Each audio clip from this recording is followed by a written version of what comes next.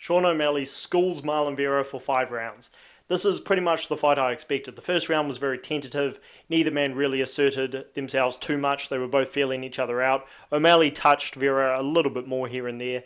The breakthrough moment is the second round where O'Malley he diffused the tension by landing this picture perfect knee you can see on screen right now. He stepped through with it, and I must say, I have done martial arts pretty much my whole life. The first combat sports I ever trained was kickboxing when I was 12, and with it being kickboxing, we were taught to throw Muay Thai techniques like step through knees. This was a beautiful one. Like, this is what you want to teach somebody if you're saying, hey, you need to teach a knee, you need to throw a knee, which you're going to step into, but you're not going to grab your opponent behind the head for whatever reason. It's illegal, whatever. This was picture perfect. And Vera was hurt. I mean, Marlon Vera never looks like he's hurt. He is just, again, completely indestructible.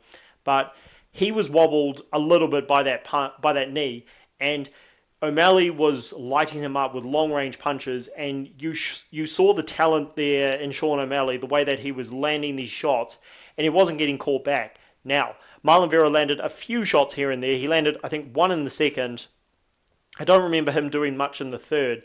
The fourth round, he actually had most of his success, and at one point the stats were very close, but O'Malley clearly won. He was getting backed up a bit, and I started thinking, I wonder what would have happened if this fight was in a smaller cage like it was in the first fight, because they fought in the Apex. That's just a little thought I've got, but the larger cage definitely benefited O'Malley because he wanted to move, but he wasn't running in this fight. A couple of times he got backed up, and I was thinking, I'll get onto Merab in a second, but he is not going to want to back up that easily against Merab Dvalishvili. So, yeah, there were some potential warning signs in there, but again, he was against a guy who was never going to shoot. There was not a single takedown in this fight, I don't believe. I mean, O'Malley did end up on the bottom at one point, and so did Vera, but those were trips, if anything. There were no double legs, no single legs, no takedowns like that. O'Malley just pieced him up on the feet, and Vera was going for it, but nobody should really be surprised by the fact that he wasn't able to pin O'Malley down, because we've seen his limitations. He got picked apart by an almost 40-year-old Dominic Cruz, and he landed the knockout kicks, but still, he was getting picked apart in that fight. He was picked apart and schooled badly by Corey Sandhagen, who was able to launch more offense and be more consistent with the attacks than O'Malley, because he was going for takedowns. And yeah, it's because of that fight, Sandhagen against Vera, that this was not really seen as a legit title defense. I mean, Vera was good, he was top 10, but he didn't deserve the shot. So, yeah, this was kind of one of those boxing title defenses where you say, okay, ho-hum, on to the next.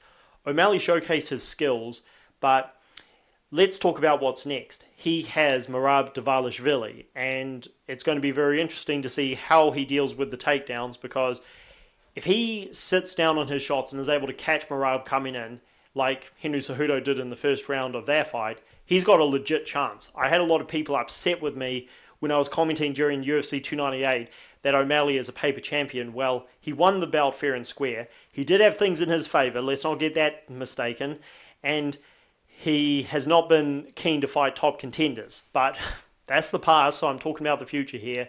He did what he had to do against Marlon Vera, but for me to say he is a deserving champion, he's going to have to defend against Merab or Corey Sandhagen next and beat them decisively, because Michael Bisping was a deserving champion when he beat Luke Rockhold, but as soon as he started ducking every single middleweight contender, he was no longer a deserving champion for me. Robert Whittaker was unequivocally the number one in the division.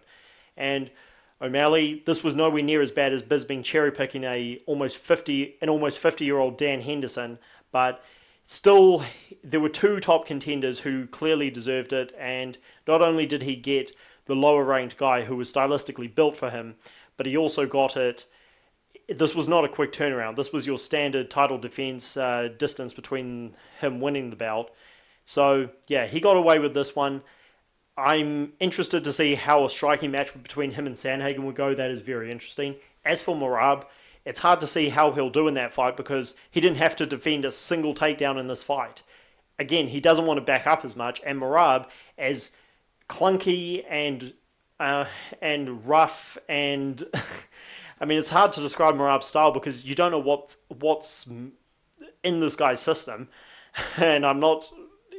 Yeah, you guys can make your own judgments on what this guy is made of, but Merab is there to be hit. He is very open. He is very sloppy with his attacks, but it works for him. And if he gets Sean O'Malley against the cage like Marlon Vera did, boy oh boy, he is in for a long night. O'Malley is. So yeah, it was pretty much what we expected. I called this whole event pretty much to a T. So in the main card. So yeah, let me know what you guys think. I wish I was more accurate on the co-main event, but yeah, I wasn't confident when I picked BSD to win. It was very, very slight. So yeah, let me know what you guys think down below about the fight and Sean's chances moving forward. And yeah, do you agree with my assessment on his status as a champion? Be sure to like the video and subscribe to the channel for more, as always.